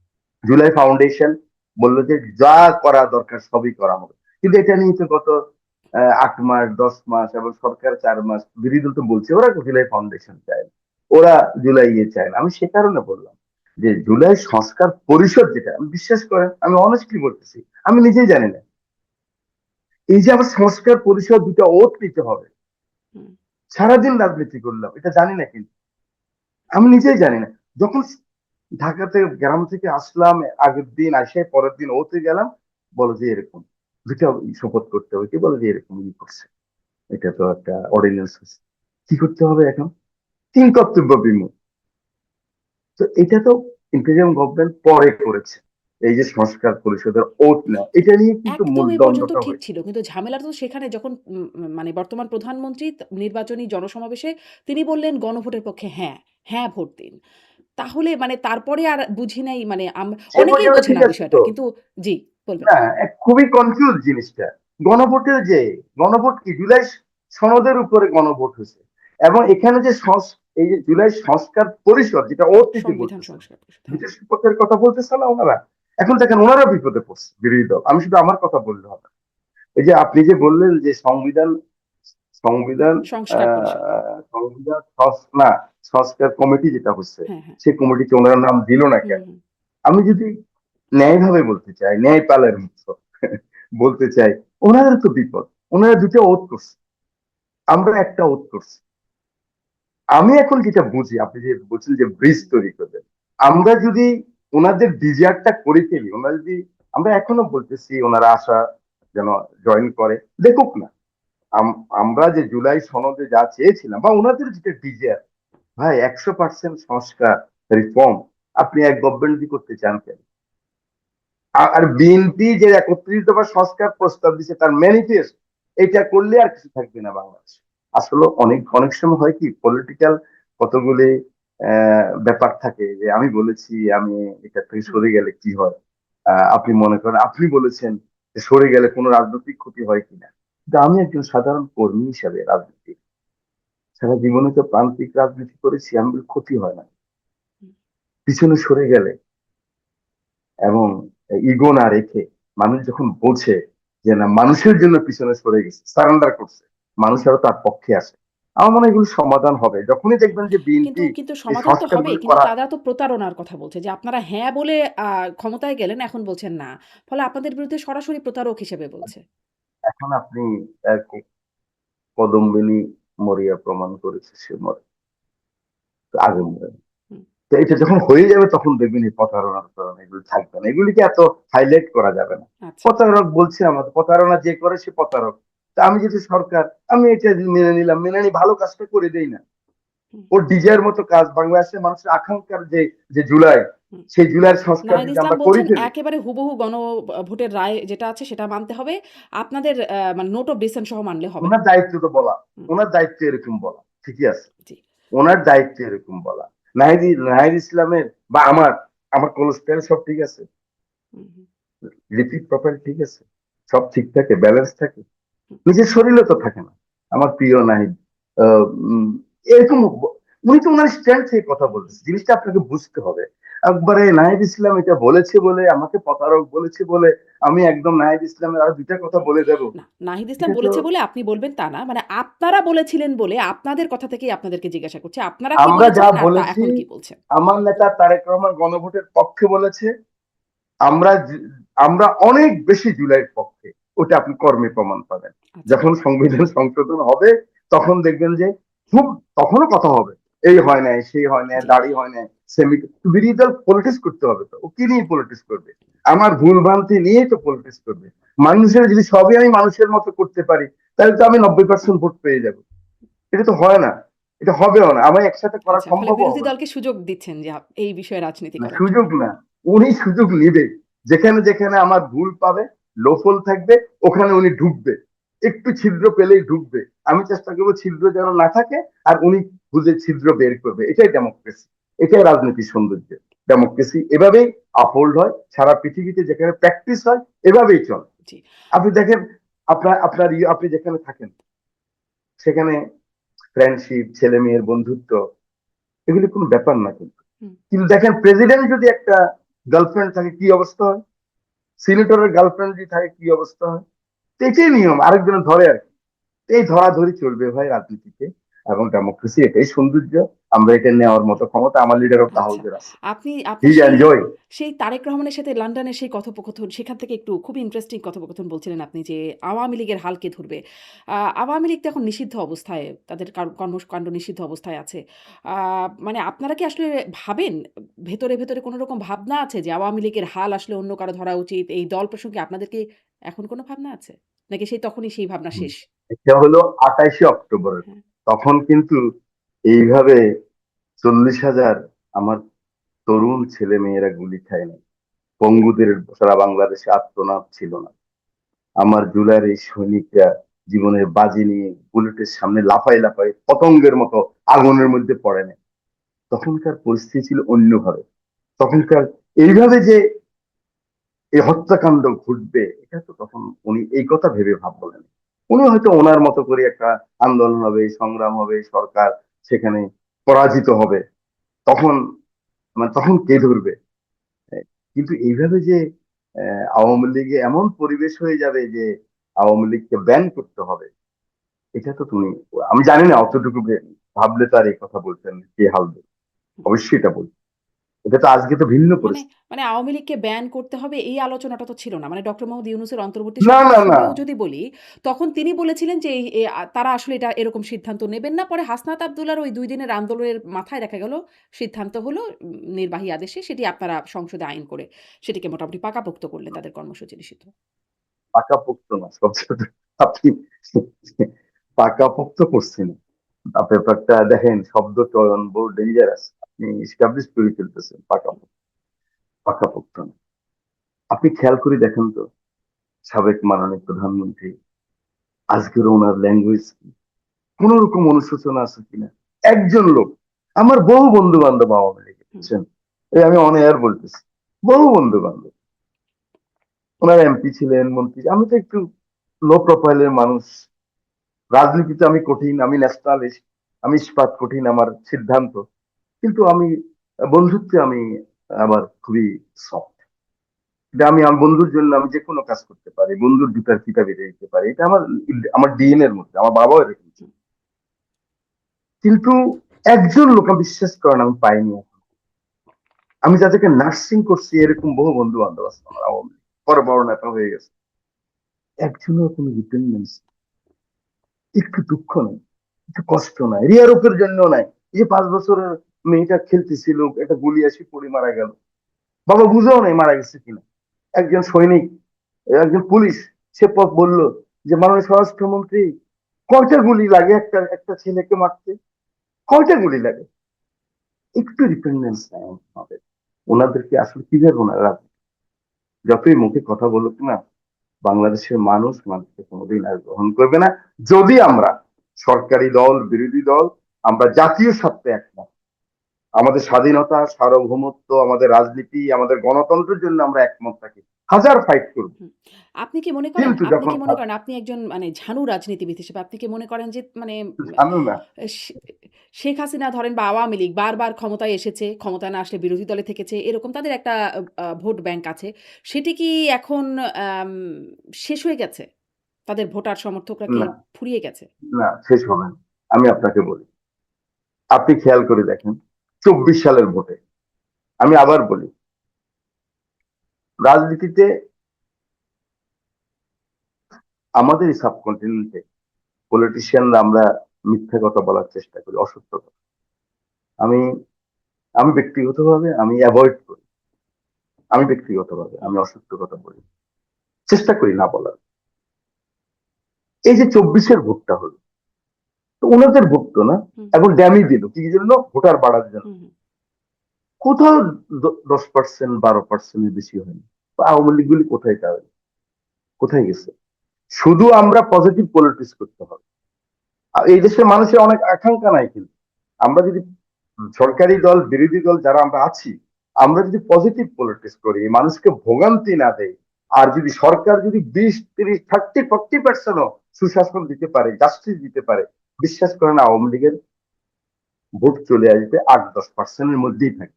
এর বাইরে ওরা আর কোনোদিন আগাতে পারবে না। সাবজেক্ট টু আমি যেটা বলছি হুম, ওটা ওটা স্পষ্ট। মাথায় রাখতে এখন হবে। সামনে স্থানীয় সরকার নির্বাচন আছে। আ মাননীয় প্রধানমন্ত্রীর উপদেষ্টা ডাক্তার জাহিদ তিনি বলছেন যে, যেহেতু প্রতীকী নির্বাচন হচ্ছে না বা দলীয় নির্বাচন না, অতএব আওয়ামী লীগের নেতাকর্মীরাও যদি নির্বাচনে অংশ নেয়, তাদের তো প্রতীক নাই, ফলে তারা নির্বাচন করতে পারবেন। আম সেক্ষেত্রে আসলে পরিস্থিতি কেমন হবে বলে মনে করেন? আমি নির্বাচন কমিশনের যে কারা কারা যোগ্য হবে এই প্রার্থী হিসাবে, আমি আসলে পুরোটা, আমি এত বিজি ছিলাম সংসদ নিয়ে, এখনো আমি পড়তেও পারিনি। আর আমি আমার অফিসে আসছে মনে হয় মানে ফর্সা কপি পেলে বলতে পারবো। কিন্তু আমার নর্মাল যদি আপনাকে উত্তর দিতে হয়, এই স্থানীয় সরকারে আহ, আওয়ামী লীগের যারা মানে অ্যাক্টিভ লোক ছিলেন, চেয়ারম্যান মেম্বার, আপনি জানেন তো মানে ওনারা ধানের শীষ নৌকা মার্কা দিলে চেয়ারম্যান, 3 জনে যায়। এই কারণ আমার বাড়িতে লক্ষ্মীপুরে এমপিদেরকে টাকা, একই ইউনিয়ন 3 জনে পর্যন্ত টাকা দিচ্ছে। হুম, কিভাবে যে নষ্ট হয়েছে, পলিউটেড হয়েছে পলিটিক্স। তো আমাদের লোকেরা তো দেখছে এগুলো, কথাটা বুঝছেন না? যে ছাত্রলীগের একটা ছোট্ট ছেলে গ্রামের একটা অক্ষত মানুষের ছেলে ফোন করলে ওসি চলে আসে, বুঝছেন না? ওদের মনোজগত হলে আমরা সরকার, আমরা এখন পারবো না কেন? আমি বলি যে না, পারবো না। ওরা ওটা করেছে বলে ওরা পালিয়ে হুম, গেছে। বরং সবাই ছবি লাগায় না গণভবনের, ওই যে হেলিকপ্টারে উঠতেছে ওই ছবি। আমি বলি আমার ঘরে একটা লাগাই রাখছি, যেন আমার মনে হয় বারবার যে এইভাবেই ফ্যাসিজম করলে, গণতন্ত্রের বাইরে কাজ করলে, জোর করে ক্ষমতায় থাকতে চাইলে এরকম চলে যেতে হবে। উনি তো হেলিকপ্টার পেয়েছে, আমরা হেলিকপ্টারও পাবো না। আমি আমার নেতা কর্মীকে এভাবে বলি। সে কারণে আওয়ামী লীগ ওইভাবে ওরা আর পারে, জি। স্থানীয় সরকারও পারে, মানুষই গ্রহণ করবে না। জি, আপনি তাই মনে করছেন, স্পষ্ট। আ এই যে আওয়ামী লীগের অনেক বন্ধু-বান্ধব আছে আপনাদের এবং আপনার ইন্টারভিউ শুনছিলাম সাবেক প্রধানমন্ত্রী তিনিও আপনাকে স্নেহ করতেন। বেশ খুনসুটির কথাও শোনা যায়। মানে এখন কি তারা আপনার সাথে যোগাযোগ করেন? তারা তো একরকম এখন পলাতক অবস্থায় আছেন বা বিপর্যস্ত অবস্থায় আছেন। যোগাযোগ করেন? না, ওনারা বিপর্যস্ত না, ভালো আছেন ওখানে। মানে হয়তো মানসিক ভাবে একটা চাপে আছেন, কিন্তু ফ্রি আছেন তো। অধিকাংশই তো একটা পার্শ্ববর্তী দেশে হুম, আছেন। ওখানে এমন এগুলো দুঃখজনক, কিন্তু যে সাধারণ কর্মীরা যদি যায় ওখানে, আমি শুনেছি, আমি আসলে অথেন্টিক না থাক, আমি অন এয়ারে না বলাই ভালো, মানে ওদেরকে ভাতা পর্যন্ত দেওয়া হয় আমি শুনেছি। তো যাক, কিন্তু আমার হ্যাঁ কে এখনো দেয় কথা ভাতা? হয় সবার কিসের সাথে। ভাতা? কে দেয়? সেটা আমি বলতে চাই না, আচ্ছা, আচ্ছা। মানে হুম, বলতে চাই না, কারণ আমার কাছে কোন ডকুমেন্ট ছাড়া কথা বলা উচিত না। তো যাক, তো আমি যেটা বুঝি সেটা হলো যে আমার হ্যাঁ আমার সাথে মানে কথা হুম, হয়, হুম, 4-5 জনের সাথে কথা হয়। এবং প্রথম প্রথম দেখলাম যে না ওনাদের প্রথম প্রথম দিকে বলতো যে না বিরাট ভুল করছে, এটা অন্যায় হয়েছে, এরকম হওয়া উচিত হয় না, এগুলি করেই তো দলটা শেষ হয়েছে, এই ধরনের কথা বলতো। এই জোর করে কিন্তু ওরা নিজেরাই বলতো 71 সালে যদি মেজরিটি পাওয়ার পরে যদি 70 সালের নির্বাচনে যদি একে ছেড়ে দিত, শেখ মুজিবুর রহমানকে, মুরব্বী শেখ মুজিবুর রহমানকে যদি ক্ষমতা দিত, তাহলে তো এত এত কিছু হতো না। ডেমোক্রেসির জন্যই তবে যুদ্ধ হচ্ছে। ডেমোক্রেসির যে রায়, সে রায়কে মানা নেই বলে আমাদের নেত্রী কেন এরকম করলো বলতো, কিন্তু এখন আর বলে না। এখন ওদেরও কেউ কেউ দেখি স্টেটমেন্ট করে, ডিসেম্বরে আসবো, এই আসবো সেই আসবো, হুম। ডক্টর ইউনূসকে বকে। তারপরে বিএনপি জামাত আবার বলা শুরু করছে আগের মতো, বিএনপি জামাত। যত এগুলি বলবে দেশের মানুষ তত ঐক্যবদ্ধ হবে। এই যে আমি মাঝে ডিসেম্বরে মধ্যে বকা আসবে, দিলে এই খুশি যে হই। ডিসেম্বরে খুশি হই। আসবে, আপনারা আসলে সত্যিকার অর্থে কি চান? ডিসেম্বরে মানে আসলে তাদের একটা আইনি প্রক্রিয়া আছে। সেটি তো আছে আইনি প্রক্রিয়া। আসুক না, আবার একটা আমি চাই বাস্তবতা উনি আছে। আসুক না। নেতাকর্মী সমর্থক একটা। আপনারা আসলে কি মনে করেন পরিস্থিতি কেমন হবে? আপনারা আসলে সত্যিকারের কি চান? আসুক, এটা ফিরে আসুক নাকি আসলে যেখানে আছে সেখানে না না, থাকুক? উনি তো উনি তো দিল্লিতে আছেন, হুম ঠিক আছে না? আমরা তো বারবার বলছি আপনি পাঠান, উনি উনি উনি ট্রায়াল টেস্ট করুক। উনি তো খালি ইন্টারন্যাশনাল অ্যাডভোকেট নিয়ে আসুক, অ্যাটর্নি নিয়ে আসুক, টেস্ট করুক না উনি। এটাই তো নিয়ম, টেস্ট করুক উনি। তাহলে জিনিসটা মীমাংসা হয়ে যাক। ওখানে থাইকা এই কথা বললা, উত্তপ্ত কইরা, এই কইরা, এই দেখেন নিরীহ একবার সব নেতা কর্মী ছেড়ে চলে গেছে। কিছু নেতা কর্মী তো আছে এখনো দেরিতে, আছে না? এগুলি পট করে মিছিল করে, ওই করে, সেই করে, হ্যাঁ। এই এই লোকগুলি কিভাবে যে ক্ষতিগ্রস্ত হয়েছে, এখনো হবে। কালকে একটা লোক অ্যারেস্ট হয়েছে আমার নির্বাচনে। ওই যে গতকালকে একটা মিছিল হয়েছে এক জায়গাতে, 20-22 জনে মিছিল করছে। তো তখন ওকে ওকে অ্যারেস্ট করছে। ও কমিশনার, ওর নাম নিজামউদ্দিন কমিশনার। আমি নিজাম আর ও নিজাম, হুম আমার পৌরসভার কমিশন। আমি আমি বললাম যে না, ওকে কেন গ্রেফতার করছে? বলে যে ওর ভাতিজা। আমি কি দেখেন, আওয়ামী লীগও এভাবে গেছে কিন্তু। ওর ভাতিজা নাম সংগ্রাম, সে ছাত্রলীগের মিছিল বাইর করছে, ওকে কেন করবেন? বলে যে ও তো সমর্থক ছিল। আমি সমর্থক, তাহলে বাংলাদেশে তো 15-20% লোক আওয়ামী লীগের সমর্থক, সবাইকে অ্যারেস্ট করবো? আমাদের 50 লক্ষ মামলা হয়েছে আমাদের বিরুদ্ধে। আমাদের 3 জন করে আত্মীয় হলে 1.5 কোটি এমনি হয়ে গেছে। আত্মীয়রা কষ্ট পাইছে না? যে বিনা কারণে যখন মিথ্যা সত্য মামলা দিলে মানুষ হুম কষ্ট পায় না কিন্তু। আপনার ভাইটাকে যদি একটা মিথ্যা মামলা দেয় দিন, আপনি কিন্তু ওখানে থেকে কষ্ট পাবেন। ইভেন কি আপনি ন্যাশনালিস্ট হলে কষ্ট পাবেন। আমি বলছি এগুলি করবেন না, রাত্রে ছেড়ে দেওয়া হয়েছে। এভাবে সবাই, আমি আমার এই বক্তব্য সব, আমি আমার বিএনপির নেতা কর্মীদেরকে আজকে শোর মাধ্যমে বলতে চাই, কোন রকম যারা একদম জড়িত না হুম এগুলিতে, কোন সন্ত্রাসী কার্যক্রমে, উস্কানিতে, ওরা যেন গ্রেপ্তার না হয়, ওরা যেন মামলার মধ্যে না পড়ে। তাহলে কি হবে জানেন? দলটা ভারী হবে, এই অন্যায়ের দলটা ভারী হবে। এই রাজনীতি কিন্তু মাথার ভিতরে আনে। এভাবেই কিন্তু আওয়ামী লীগকে জোর করে না, মানুষের মন থেকে উঠাই নিয়ে আসতে হবে। মুসলিম লীগ মানুষের মন থেকে উঠে গেছে না, হুম একটু সময় নিতে হবে। সরকারি দল বিরোধী দল ব্যালেন্স করে, প্রপার পলিটিক্স করে, মানুষকে সুশাসন দিয়া এবং জাতীয় ঐক্যমত। হুম। আমাদেরকে কিন্তু ফেলে দেওয়ার মুসলিম লীগকে তো হাজারবার এরকম চেষ্টা। নিষিদ্ধ করতে হয় না। মানে আওয়ামী লীগের কার্যক্রম নিষিদ্ধ করে রাখা তো মুসলিম লীগ তো এমনিই উঠে গেল মানুষের মন থেকে। সেই সুযোগটা না দিয়ে মানে তাদেরকে কার্যক্রম নিষিদ্ধ করে রাখাটা আপনি যৌক্তিকতা কতটা? আপনি ফাইয়াজের আম্মাকে কি বলবেন বলেন? আবু সৈয়দের আম্মাকে, ফাইয়াজের ধানমন্ডি, হুম। এই মহিলা প্রত্যেক দিন আসতো, ছেলে জোর করে আসতেছে, রেসিডেন্সিয়াল স্কুল ছাত্র। আপনি কি বলবেন বলেন? এই যে বিভৎসতা হয়েছে, মুসলিম ধরেন লীগ তো এটা করেছে মানে বলেন আপনি? মুক্তিযুদ্ধের শহীদ যারা আছেন তাদের মুসলিম পরিবারকে কি লীগের লোক বলেছেন? রাজাকারও হয়নি, আপনি জানেন? মুসলিম লীগের লোক রাজাকারও হয়নি, শান্তি কমিটি হয়েছে। হুম, আপনি খবর নেন, আপনি উইকিপিডিয়াতে যান, ওরা রাজাকারও হয়নি, খুব কম। ওরা এগুলি করে নাই। কিন্তু ওনারা যেটা করেছেন, আপনি দেখেন, শাহাবুদ্দিন সাহেবকে ধরেন শুভেচ্ছা আপনারা যাদেরকে ধন্যবাদ জানাই নাই। জোটসঙ্গী হিসেবে ছিলেন একটা সময়, তাদেরকে তো আপনারাই বলেন যে তারা মুক্তিযুদ্ধে তাদের ভূমিকা কী ছিল? সেই বিষয়ে সংসদেও বলেছেন, সংসদের বাইরে মাননীয় প্রধানমন্ত্রীও বলেছেন। অ্যা অ্যা ফলে তারা যদি ভ্যালিডিটি পায় রাজনীতিতে, সেই সময়ের গণহত্যার সাথে সম্পৃক্ততার অভিযোগ আপনারাই তোলেন, তারপরে যদি তারা ভ্যালিডিটি পায়, তাহলে এখানে মানে এটা একটা দ্বিচারিতা হয় না? না, এই জেনারেশনের, শুনেন, আমি আপনাকে ওই জন্য বললাম, আপনি বলছেন যে প্রটেক্ট করে লন্ডন পাঠাই দিবে, ওই করবে, এগুলি রাজনীতি। তো এই জেনারেশনে কেউ কি রাজাকার আছে নাকি? দেখেন তো আপনি, কিভাবে শিশির থাকবে? মনির রাজাকার? হুম, আপনি বলেন শিশির মনির রাজাকার? ওই এমপি হয়ে আসতে পারে, আমি তো এমপি আসতে আর পার্লামেন্ট আরো ভালো হতো। শিশির মনিরকে চিনেছেন তো না? নিশ্চয়ই, নিশ্চয়ই। আমার সাথে পরিচয়, বিশ্বাস করেন আমার সাথে পরিচয় নেই। হুম। মানে কোনোদিন সামনাসামনি দেখা হয় না। সত্যকে সত্য বলতে হবে।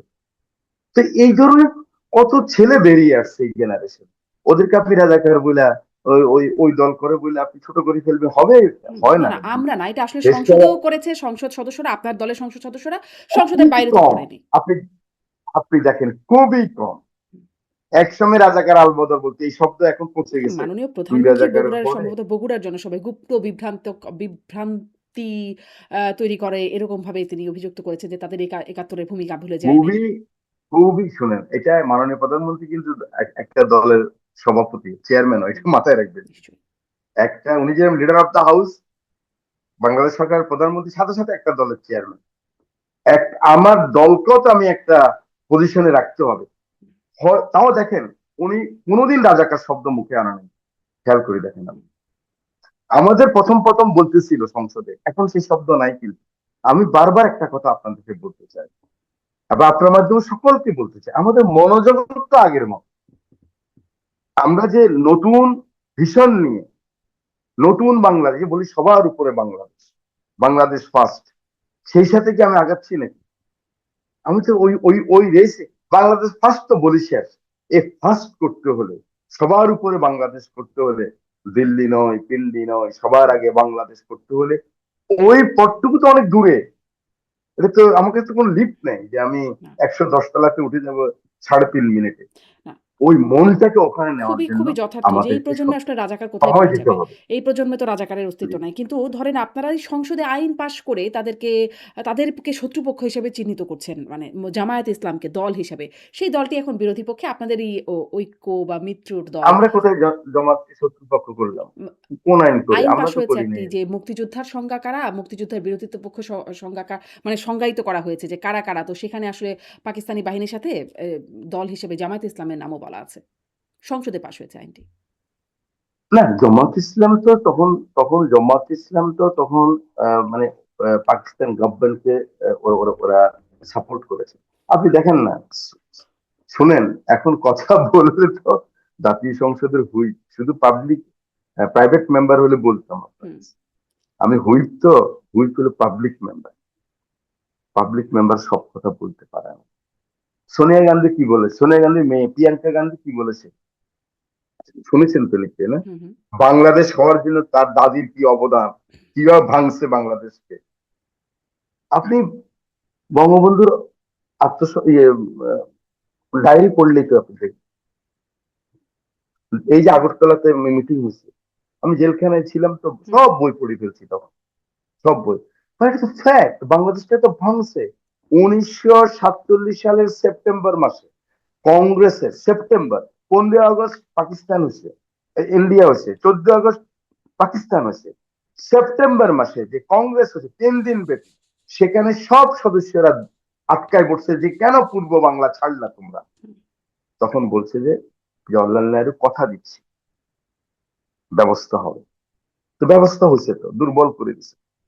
এখন এই কথা বললে সবাই বলবে মিজান সাহেব কি মানে পাকিস্তান পন্থী নাকি? পাকিস্তান পন্থী না, এখন তো প্রিয়াঙ্কা গান্ধী বলল হুম, হ্যাঁ পাকিস্তানের সুযোগ দিচ্ছে, পাকিস্তানের যদি বৈষম্য না করে গণতান্ত্রিক রায়টাকে মেনে নিত সেদিনকার পাকিস্তানি গভর্নমেন্ট, তাহলে তো এই কাজ হতো না।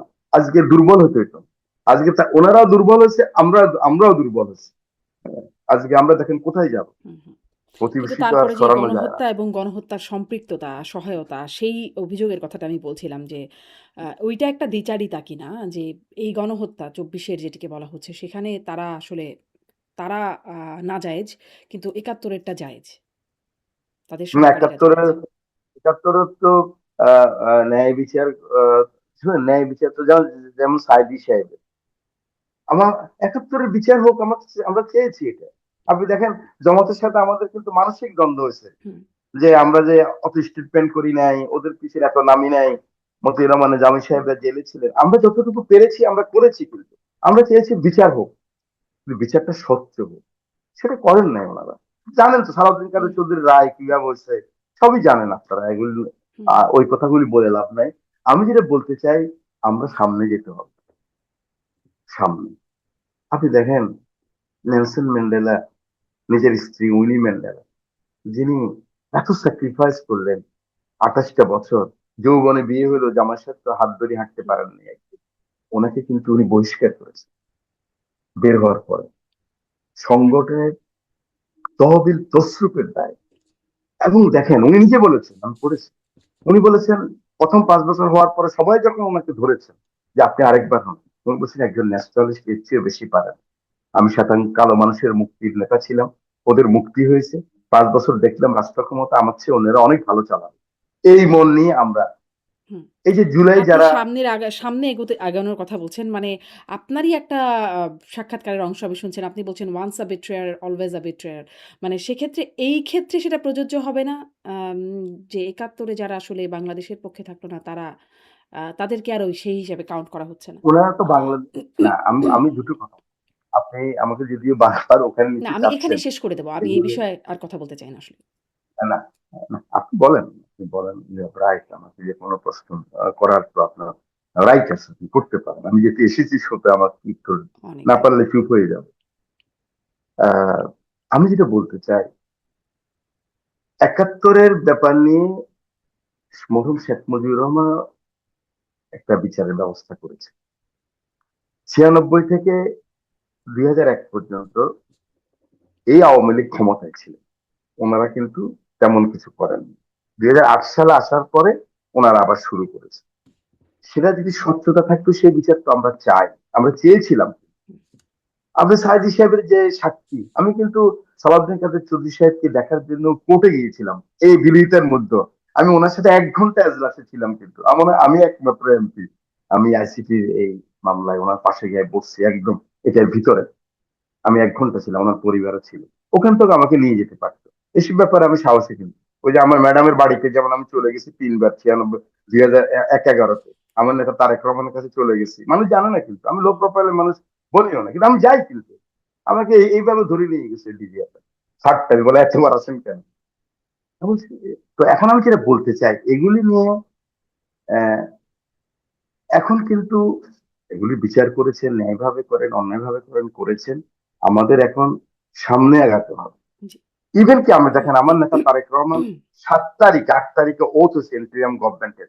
7 তারিখে উনি যে বক্তব্যটা রেখেছেন, সেদিন তিনি বলেছিলেন যে, আমি সংসদে বলেছি যে, আমরা যদি এখনো আমার শত্রু যে আমাকে কষ্ট দিচ্ছে, আমি তাকে ধ্বংস করতে হবে, এই মনোবৃত্তি যদি থাকে, তাহলে আজকের যে জুলাইয়ের যে আন্দোলনের যে ফসল আমরা সকলে মিলে 17 বছর আন্দোলন সংগ্রামে, সেটা কিন্তু নস্যাৎ হয়ে যাবে। প্রথম দিন উনি বলছে, এটা বোঝাচ্ছে আওয়ামী লীগদেরকে যেন ওই মুহূর্তে কোনো টর্চার করা না হয়। কারণ আপনি দেখছেন তোফায়েল সাহেবের মতো লোক, বড় বড় মানুষরা সংসদে বলেছেন যে 500,000 বিএনপি ক্ষমতায় আসলে, জামাত ক্ষমতায় আসলে 500,000 আওয়ামী লীগের নেতা কর্মী কিল হয়ে যাবে।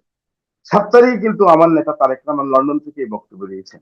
ওনার মনোজগতেই আছে যে এটা, যে না, যতটুকু হচ্ছে হচ্ছে। এবং আওয়ামী লীগ যদি এই এই স্ট্যান্ডটা না হতো, আমার মনে হয় বাংলাদেশের মানুষ, আহ আমি জানি না, ওনারা তো একটু রিপেন্ডেন্স না, অনুতপ্ত না, কেউ না। তো আমি যেটা মনে করি যে সেটা আমাদের এখন যে এই আহ, বারবার এই পিছনে না গিয়ে, বিরাট জেনারেশন, আমরা জি। 3-4 সামনে জেনারেশন আগানোর কথা পারে আপনি চলে বলছেন। আসছে। সেই সামনে আগানোর জায়গায় আমরা যদি এখন সামনে আরেকটা যেতে প্রশ্ন করি, মানে ওই মুক্তিযুদ্ধ বা এই ২৪-এর অভ্যুত্থানের বাইরে ওই আপনার সেই বক্তব্য "ওয়ান্স আ বিট্রেয়ার, অলওয়েজ আ বিট্রেয়ার" সেখানে ধরেন আ এই সংসদের দিকে যদি তাকাই, আপনি হুইপ, সেই সংসদে বে মানে ১১ সময় যারা সংস্কারপন্থী হিসেবে পরিচিত ছিল, যারা বিট্রেয়ার হিসেবে সেই সময় দলের মধ্যে বহিষ্কৃতও হয়েছিল, তারাও এখন আছেন মন্ত্রী পদে, পদমর্যাদায় আপনি আছেন। ব্রিলিয়েন্ট। আপনি ব্রিলিয়েন্ট, থ্যাংক ইউ। আমি এই জন্যই বলেছি, হুম, আমি এটাই বলেছি। আমি সবাইকে চিনি, আমি সবাইকে চিনি। আমি একমাত্র আজকে নিজের গর্ব হয়ে যায় যেন হুম, বলতে চাই না, জি, একজন অনেক বড় নেতা এখন, উনি বলেছেন বেগম খালেদা জিয়া তারেক রহমানের সাথে একজন এমপিও নাই। হুম, পরের দিনে আমি তখন, এখনো আমাদের ম্যাডাম ম্যাডামকে এখনো নিয়ে যায়নি, ক্যান্টনমেন্টের বাড়িতে অবরুদ্ধ। তখনও খন্দকার দেলোয়ার সাহেব, আল্লাহ ওনাকে বেস্ত নসিব করুক, অনেক বড় নেতা, উনি কঠিন নেতা, উনাকে তখনও সেক্রেটারির দায়িত্ব দেওয়া হয়নি, সেক্রেটারি জেনারেল করা হয়নি। আমি সাথে সাথে হান্নান শাহকে ফোন করছি, হান্নান শাহ কথা বলেন, আমি ওনাকে ফোন করছি। আমি কিন্তু এমপি হোস্টেল ছাড়ি নাই, একদিনের জন্য ছাড়ি নাই। আমি বলছি আপনি আসবেন? উনি আমাকে আপনি করেই বলতেন। আমি যে জি আসবো, কারণ উনি ওই পার্লামেন্টে ছিল না। উনি উনি হান্নান শাহ ফেল করছিলেন, তখন উনি কথা বলতেছিলেন, কারণ উনি তো এমপি ছিলেন না, ওনার কথা বলতে অসুবিধা নেই। এমপিরা হুম, সব পালাই গেছে, বিএনপি একজনও নাই, কিছু জেলে, কিছু বিদেশে। আমি তখন বলছি আমি আসবো। আমি গিয়ে সব সাংবাদিক, আপনি আপনি আপনি চ্যানেল ওয়ান শুরু হয়েছে এখন, অন্যান্য সব, বাংলা ভিশন, ওদের আর্কাইভে আছে। 5 মিনিট আমি দাঁড়িয়ে বক্তৃতা দিচ্ছি, সাংবাদিক সম্মেলন না। আমি বলছি যে শুনেন, আপনারা যারা বলছেন খালেদা জিয়ার সাথে নেই, খালেদা জিয়ার সাথে বাংলাদেশের সকল মানুষ আছে। এখন হয়তো আপনারা 111 ওনাদের সাথে যুক্তি কইরা, পরামর্শ কইরা কথা বলতেছেন। আপনারা একদিন আসবেন এই খালেদা জিয়ার নেতৃত্বে, তারেক রহমানের নেতৃত্বে, এবং এই বাংলাদেশ আবার খালেদা জিয়া তারেক রহমান আসবে। দেখেন আল্লাহ আনছে কিন্তু, তারেক রহমানের নেতৃত্বে ওনারা মন্ত্রী আছেন। হুম। যদি ভালো হয়ে যায় ভালো, কিন্তু ওই কিন্তু যে, ওই জন্যই কিন্তু বলেছি একবারে বিট্রেয়ার পরেও বিট্রেয়ার ওই নজরদারিটা কি আছে যে তারা বিট্রে বলেছি করতে পারেন? বলেছি আমি হ্যাঁ, একসাথে কাজ করতে হবে। কেউ যদি বিক্রিয়ার মধ্যে এক্সপার্ট থাকে, তাকে নিতে হবে, কাজ করতে হবে। পার্টি বহিষ্কার করছে, আবার আনছে, ঠিক আছে, সবই ঠিক আছে। খেয়াল রাখতে হবে, তীক্ষ্ণ দৃষ্টি রাখতে হবে, সেটা নেতার দায়িত্ব। একটা অ্যাবসলিউট পাওয়ার হলো পিএম এর।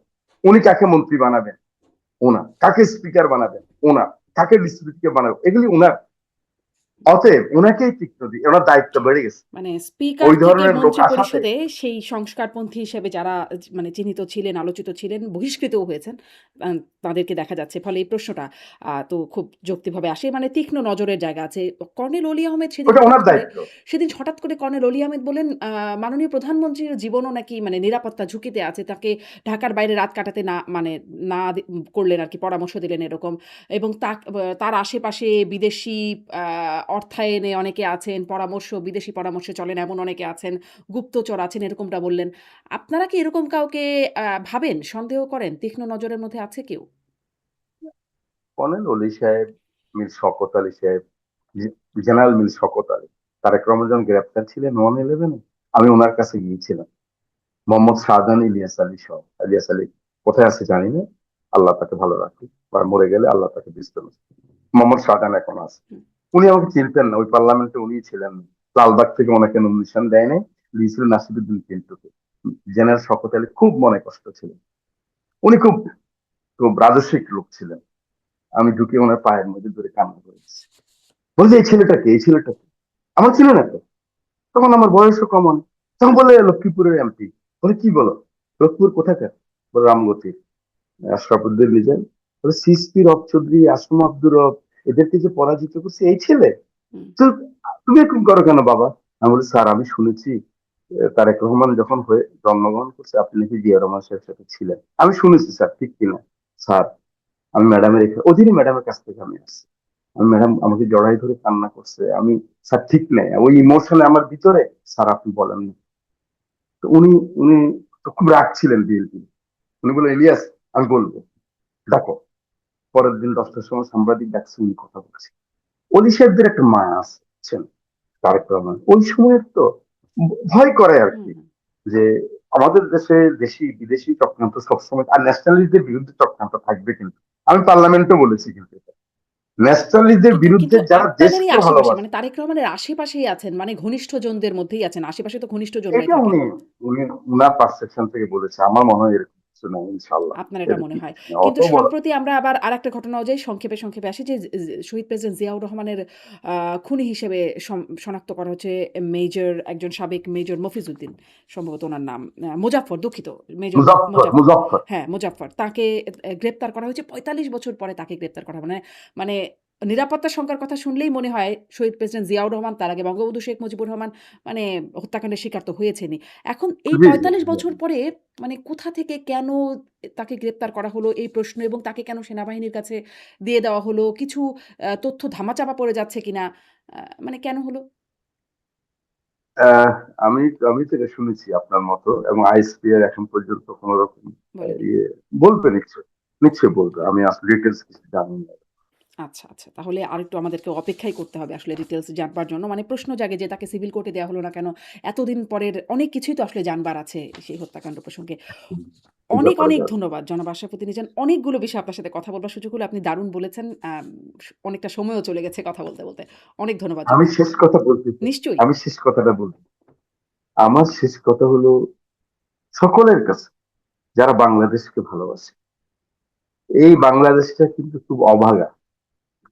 এটা মুক্তিযুদ্ধ করে স্বাধীন হয়েছে, 90-এর স্বৈরাচার বিরোধী আন্দোলন করেছে, 24-এর শেষ। এখানে যদি ব্যর্থ হই, এই মানুষগুলির আর কোনো ভরসার স্থান থাকবে না। সংসদ নেতা খুবই পজিটিভ মানুষ, বিরোধী নেতা পজিটিভ মানুষ। আমি কাছ থেকে দেখেছি, হুম, একজনকে অনেকদিন দেখেছি, আর বিরোধী নেতাকে তাও ধরেন বেশ কিছু বছর দেখেছি। আমার মনে হয় সকলে মিলে, সাংবাদিক, ছাত্র, শিক্ষক, আপনারা, সমাজের সর্বস্তরের মানুষ, আপনাদের আলোচনাটা যদি পজিটিভ হয়, আপনারা যদি আমাদের রাজনীতি করি, বিভাজনের রাজনীতি করি বারবার, আমাদেরকে যদি আপনারা বলেন যে তোমরা এবার বিভাজন না করে ঐক্যের রাজনীতি করো, যার যার দলের জন্য কাজ করো, অসুবিধা নেই, সরকার পরিবর্তন করো। আমি যদি আগামীবার বিরোধী দলে বসি, কি ক্ষতি আমার? আমার তো কোনো ক্ষতি নেই। হুম, ডেমোক্রেসির সৌন্দর্যটা এটা। জনগণ যদি আমাকে বিরোধী দলে বসাই দেয়, সেখানে বসবো আমি, আর জনগণ আবার আমাকে সরকার বানাবে। এই মানসিকতা যেন আমাদের ভিতরে বিল্ড আপ হয়, গ্রোন আপ হয়। যেমন আপনারা দেখেন না, ওই যে এখন সবাই কিন্তু সাইকোলজিস্ট নেই, সাইকোলজিস্টের কাছে হুম। মোটিভেশনের জন্য। আপনারা সকলেই পারেন আমাদেরকে মোটিভেশন করাতে, আমরা যেন সকলে ঐক্যের রাজনীতি করি, যার যার অবস্থান। জাতীয় রাজনীতির জন্য আমরা একমত জি, থাকি। জি, আপনাকে নিশ্চয়ই অনেক জাতীয় ধন্যবাদ। রাজনীতিতে একমত আপনার থাকেন সাথে এবং অনেক সাংবাদিকরাও যেন স্বাধীনভাবে কাজ করতে পারেন। সেইজন্য কাজ করতে পারি। সেটাও সেটাও ওনারা যেন পজিটিভ কথা বলে, আমাদের ভুল ধরিয়ে দিই, কিন্তু পজিটিভলি যেন। হুম, অনেক ধন্যবাদ, অনেক অনেক ধন্যবাদ। ধন্যবাদ মাননীয় এমপি আপনাকে যুক্ত হয়ে সময় দেওয়ার জন্য। Thank you very much. অনেক আসসালামু ধন্যবাদ আলাইকুম। দর্শক সাথে থাকবার জন্য। ওয়ালাইকুম আসসালাম।